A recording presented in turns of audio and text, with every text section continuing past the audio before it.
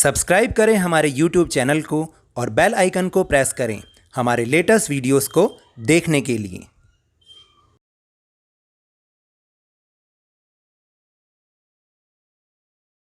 मैंने अब इंस्टाग्राम पर भी अपना अकाउंट बना लिया है, लवनीश सर की क्लास _22। आप यहाँ पर भी इसको फॉलो करके हमारी लेटेस्ट वीडियोस को देख सकते हैं। Hello and welcome to Lavneesh sir की क्लास। आज की ये शिक्षा निदेशालय राष्ट्रीय राजधानी क्षेत्र दिल्ली की वर्कशीट नंबर 31 जो कि क्लास 9वीं के स्टूडेंट्स के लिए है और हिंदी विषय से ली गई है। आज की इस वर्कशीट में श्री हरिशंकर परसाई जी ने प्रेमचंद जी के व्यक्तित्व का वर्णन किया है। उनकी सादगी का वर्णन करते हुए इस पाठ को उन्होंने लिखा है और यह पाठ आपकी हिंदी की पाठ्य पुस्तक से लिया गया है जिसका नाम है प्रेमचंद के फटे जूते। तो चलिए शुरू करते हैं और मेरे साथ समझने की कोशिश करते हैं। प्यारे बच्चों, प्रेमचंद के फटे जूते नामक पाठ एक निबंध है जिसे हरिशंकर परसाई जी ने प्रेमचंद के व्यक्तित्व की सादगी का विवेचन करते हुए और आज के दिखावे की प्रवृत्ति एवं अवसरवादिता पर व्यंग्य किया है। वे प्रेमचंद के व्यक्तित्व के बारे में बताते हुए क्या कहते हैं, आइए इस गद्यांश को पढ़कर जानें और पूछे गए प्रश्नों के उत्तर दें। प्रेमचंद का एक चित्र मेरे सामने है। पत्नी के साथ फोटो खिंचा रहे हैं। सिर पर किसी मोटे कपड़े की टोपी, कुर्ता और धोती पहने हैं।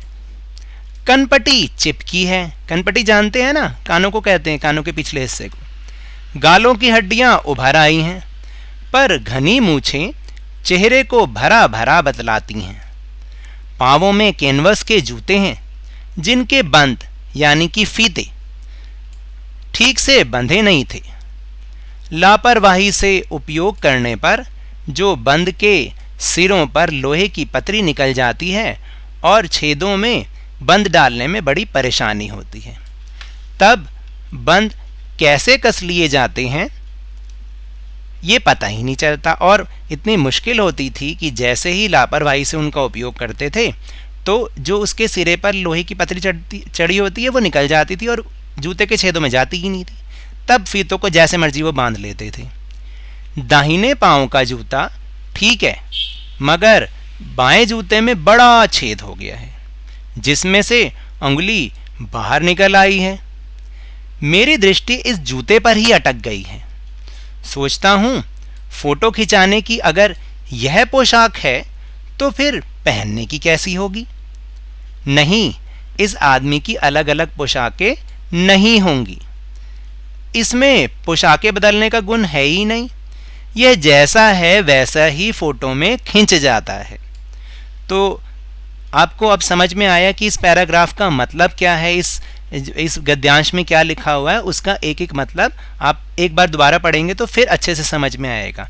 तो चलिए अब हम चलते हैं अपने प्रश्नोत्तर की ओर और प्रश्नोत्तर को समझने की कोशिश करते हैं। पहला प्रश्न है, लेखक के सामने क्या है, इसमें कौन क्या कर रहे हैं। तो इसका उत्तर है, लेखक के सामने प्रेमचंद का चित्र है जिसमें वह पत्नी के साथ फोटो खिंचवा रहे हैं। दूसरा प्रश्न है, गद्यांश में प्रेमचंद किस वेशभूषा में दिखाई दे रहे हैं। प्रेमचंद सिर पर किसी मोटे कपड़े की टोपी, कुर्ता और धोती पहने हैं। तीसरा प्रश्न है, प्रेमचंद के जूतों के बारे में क्या बताया गया है।